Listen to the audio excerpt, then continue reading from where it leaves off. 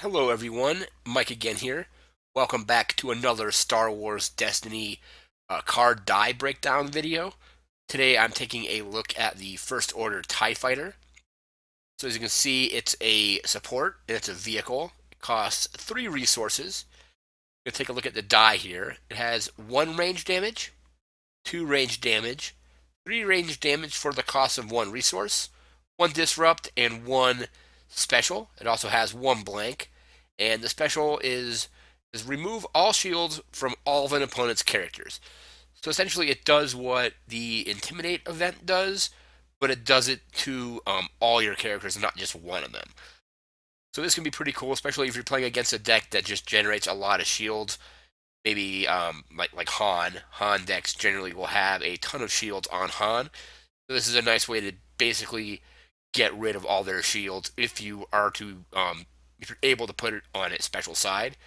Like I mentioned, General Veers is able to remove his die to put this on the special. So you can remove the Veers die, put this on the special side, and then when you resolve, you got to remove all your opponent's shields. The damage sides are very strong, so you have 3 damage sides with only one of them needing a resource.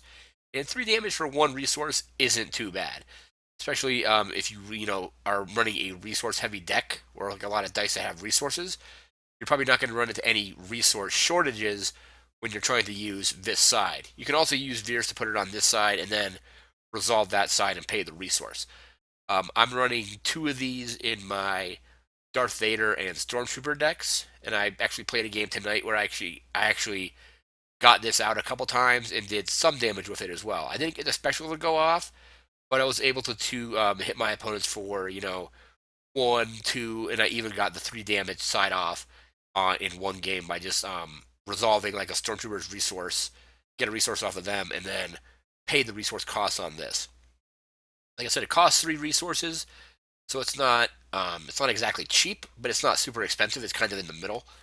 It's like I said, I'm running it in my Vader deck. You can also run these in a Finn deck because of his ability to include red weapon and vehicle cards. Because Finn was flying one of these TIE fighters, or at least in the gunner seat in The Force Awakens, and he's probably had some training on how to fly it, possibly.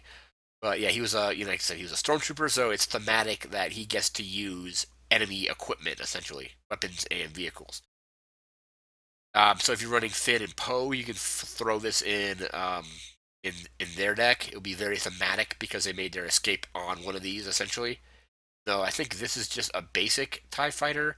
I don't know if they're going to do the Special Forces Tie Fighter, which is the one that actually has is the 2-seater, where you have a pilot and a gunner.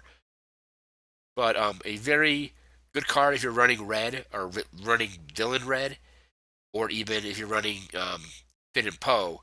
This is a good card to have in your deck. I like them because only 1 blank and 3 damage sides is pretty good for a vehicle. So that's going to do it for this very quick video on the First Order TIE Fighter. Remember to like, comment, share, and subscribe. You can follow me on Twitter at twitter.com/iceworm. If you want to support these videos, you can do that at Patreon at patreon.com/iceworm. I want to thank you for watching and take care and have a good day.